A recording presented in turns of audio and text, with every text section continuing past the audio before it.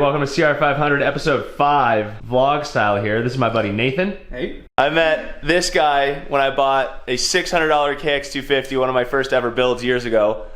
That was probably the worst bike I've ever bought. It was. That thing was god awful. And like I told you, I solely bought it to get some parts that I needed off of it, put her back together, and then... But then we became friends, and now we're working on a CR500 frame. So let's get her going. Back to the triple clamp conversation here. Nathan and I spent some time discussing the options for how and what to weld for the new steering stops. Nathan is also building a CR500 and is working on similar mods. He actually suggested welding stops to the side of the frame KTM style rather than altering the stop on the front of the steering stem. I ultimately decided that altering the frame rather than the triple clamp is a cleaner solution than trying to weld or machine new stops onto an aluminum clamp.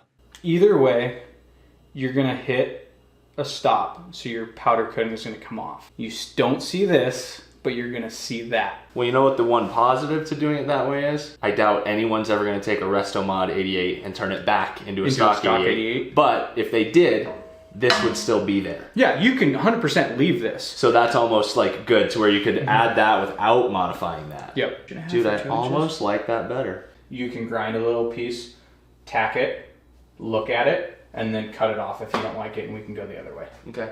To me, it was less obtrusive to the Yeah. whole frame. No, I think it's clean, dude. Because, I mean, it's an 88. You're not going to go down the road and get another one if you screw something up. So Yeah. it's like, I like that. And there's more material and meat in this neck. Yeah. So you can get it hotter and know that thing's never coming off. All right, let's do it. YesWelder sent me both of these welders. Shout out. This is my TIG welder that I've been practicing aluminum on. Actually yet to use this one. So I have two different setups. This will be for steel with 75% argon, 25% CO2. That is 100% argon so that I can just not cross-contaminate and have different welders for different purposes. So have yet to use this. Nathan's gonna help me get it set up. And then we're gonna get to welding on the old CR frame. So far, I'm pretty impressed. Go ahead over to your gas selection, your wire thickness, your material thickness. Go up to 1/8. And here. Oh yeah, just like that. Hold itself. Did you see the comment from the guy that said, please hire a professional to weld on your frame? Sorry, buddy. Some of us want to learn it, and some of us also can't afford it. I'm gonna be going all over that frame pretty soon here. While I could have got started welding steel on YouTube University like I did aluminum, having Nathan here to give me a quick crash course and overview of MIG welding steel was immensely helpful, and it was the kick in the butt I needed to get this started because I'd been hemming and hawing about how I would do this and needed to spend the time learning when Nathan finally said, hey, I'll come over, show you the ropes, and we will knock this thing out. It's a pretty good bead. Not bad. This is sick. Decent. You're a little high. I'd almost say go a little faster. And then remember when I was saying don't try to jump the corners though. What I did. You're just far away.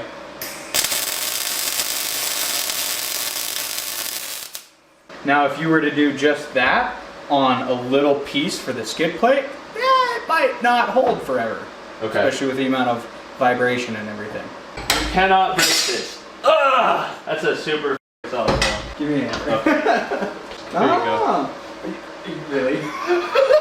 Just beat on it with my... Alright, fine. I'll give you a bigger one. Ah, there we go. I'm gonna hit your computer. That's a good weld, dude. You guys ready for me to weld on your frame? Before any actual welding could commence, we needed to determine the alignment of the triple clamps on the frame and then create new steering stops from scrap steel. Nathan's assembly of Milwaukee tools he brought over came in handy and showed me how many more tools I need to purchase to be efficient at tasks like this.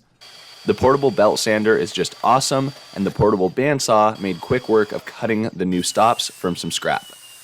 After some careful shaping of those two pieces, we had two nearly identical new steering stops to attach to this CR500 frame. I ground the paint off of a frame tab for grounding and clamped a straight edge to the frame to align that new stop. It was now time to lay my first tack. It was pretty light, but watch this. It's not even going to be on.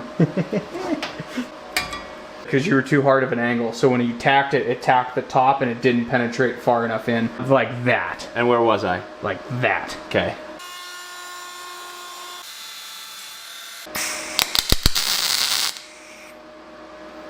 Better. It's touching the frame. It's still not as good as the ones I was doing earlier. No, I'm sorry, go do that shit. Time to do it again. Give her the old college try, buddy. What am I clamp again, you bastard? That one looks better, eh? Yeah, throw a tack right there.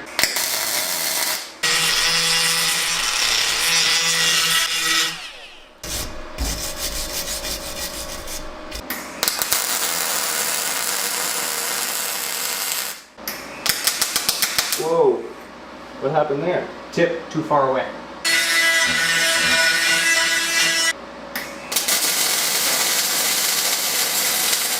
Gosh, that sounded so good. Nice job. That one was good. That one was really good. Let's go.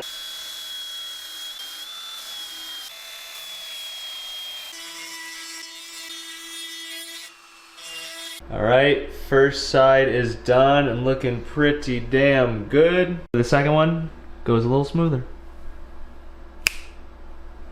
Nathan doesn't like my snaps. So, give me like a oobly blue blue. Oogly boogly. Oh yeah, hey, there it is. There it is. Matches the left perfectly. We'll see what it looks like powder coated, but we are pretty happy. What's your favorite tool brand? Everyone in the comments keeps telling me that a bad welder makes for a good grinder. Well, in this case, I was the bad welder and he was the good grinder. So I got to work on my grinding skills, but I think I need a plethora of Milwaukee tools to do so. Teamwork makes the dream work. It sure does. Thanks, buddy. There we go. Let's get it. At this point, Nathan and I spent some time discussing how I could best get this giant dent out of the bottom of the frame.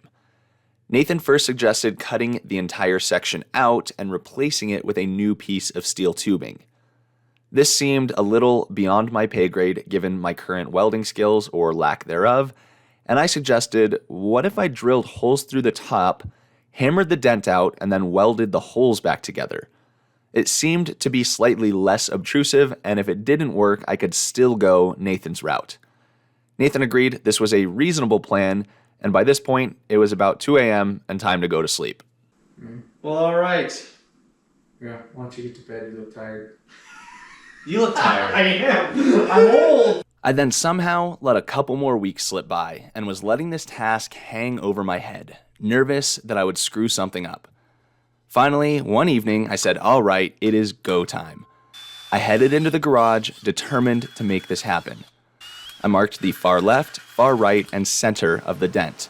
I then drilled 2 holes through the top of the frame. I torched the frame for a couple minutes as I knew this had to be incredibly hot to make the steel malleable enough to hammer this dent out. I started with a small punch just to make sure this was the right idea, and then I bored the holes out even bigger to use a punch that had some surface area and wouldn't just make small dimples in the frame. I then alternated between time with the torch and hammering away, and you can see the dent begins to pop out. There was a flaw with the 2-hole idea, as the center didn't pop out as I hoped it might. I was nervous about this one, but I drilled a 3rd hole and kept hammering away. I got to a point where the dent was pretty well popped out, and I would be able to shape the frame back to normal by adding weld. At least, that was the plan. Now I needed to try to weld the holes I had just drilled without blowing through this 1988 CR500 frame. I practiced filling a couple holes on scrap, and then it was go time. There's a jungle out there, you know, baby, let your love run wild, wild, wild. You're just an animal in human form, there's no need to settle down, down, down. I've said it before, I'll say it again, baby, let your love run wild, wild, wild. 'Cause there's a jungle out there, you know, baby, girl, you need to see now. Get out the cage, cut off the leash, baby, let your love run wild, wild, wild. Why be in chains when you can be free, baby, let your love run wild, wild, wild. I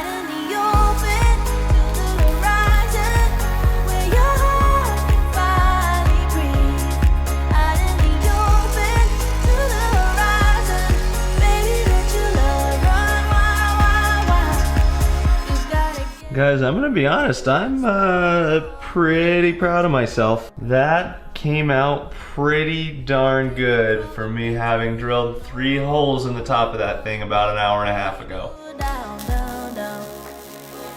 I've said it before, I'll say it again. Baby, let your love run wild, wild, wild. Just like a lion, you took and roar. Show them what you are.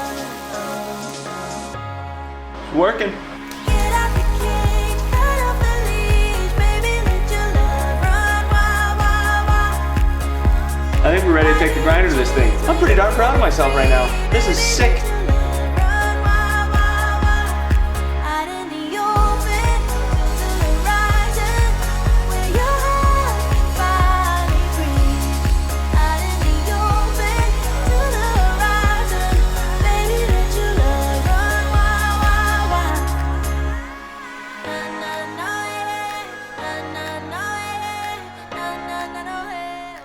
Feeling super proud of myself to have tackled and conquered that frame dent by myself, that wasn't quite it for the welding tasks at hand.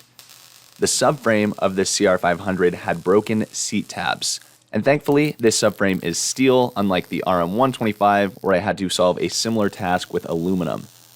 I cut some scrap steel with the grinder, adjusted my welder settings appropriately, and welded these new tabs onto the subframe to support the seat. Seat check, boom. These will get the job done, and I do actually feel pretty good about their strength. Time will tell if they hold up. Before the frame and subframe go off to powder coating of Montana, we have 2 things to take a look at. First, foot pegs. I mistakenly said earlier in the series that IMS offers foot pegs for the 88. They do not, in fact, have pegs listed for the 88, but they have a set that looks awfully close. I did a test install of these Pro Series pegs intended for later model CR500s, and they do indeed fit, but the right one sits at a bit of a backwards angle. It is not too bad and functions as it should, but I want your opinion on whether or not this is acceptable. Let me know, and I will make a foot peg decision from there. Next, I have an aluminum skid plate from Ricochet Off-Road. It comes with these U-bolts for front mounting and a bracket for rear mounting. I'm debating if I want to weld the brackets to the frame so the skid plate just bolts directly to the frame. If I did so, I would replace the U-bolts with a less visually obtrusive mount. Let me know what you think here as well. So that's where we're at. Overall, I am feeling very proud of myself for accomplishing these welding tasks. And again, a huge thank you to Nathan for helping out with those steering stops and showing me the ropes. That really did go a long way in my confidence to be able to do things like this. So let me know what you guys think about both the skid plate and the foot pegs. I will then make decisions accordingly and get this stuff out to powder coating of Montana. It's going to be an incredible day when these come back looking brand new and bright red. If you missed it, the RM125 giveaway is over. Tasha from Colorado won that bike. I'm heading down to Denver next week to deliver the bike to Tasha and go watch the Denver Supercross. And with the RM125 giveaway ending, that now means that all merch items over on the site get you entered to win the CR500. This is a sweet new design that Monty came up with that I think is absolutely sick. I also have to note that I am extending the timeline of the CR500. I was initially set to mid-August, which is a self-set deadline I made based on expectations of timelines and when I thought I could get the bike done. I'm realizing I'm not going to be able to build a CR500 to the best of my ability by August. I've never extended a deadline and I was very hesitant to do so, but for my own well-being and to make sure that I can build this bike as good as I possibly can, I'm extending the deadline to November 1st. If you have already entered to win the CR500 and this impacts your decision to do so, feel free to shoot me an email. I will make sure to get you taken care of. I don't want anyone upset over this. I just need to do what's in best interest for both myself and you guys with making sure this bike is as dialed as possible. Also wanted to give you guys a quick sneak peek of this absolutely gorgeous cylinder head from Fathead Racing with compression release for the CR500. You can see the color scheme we're rolling with. I've been listening to your guys' feedback and I seriously appreciate all of the comments. I hope you guys enjoyed watching this one as much as I enjoyed making it. Links are down below for merch, entries to win the 500, as well as affiliate links and other discount codes. Thank you guys, and I'll see you at the next one.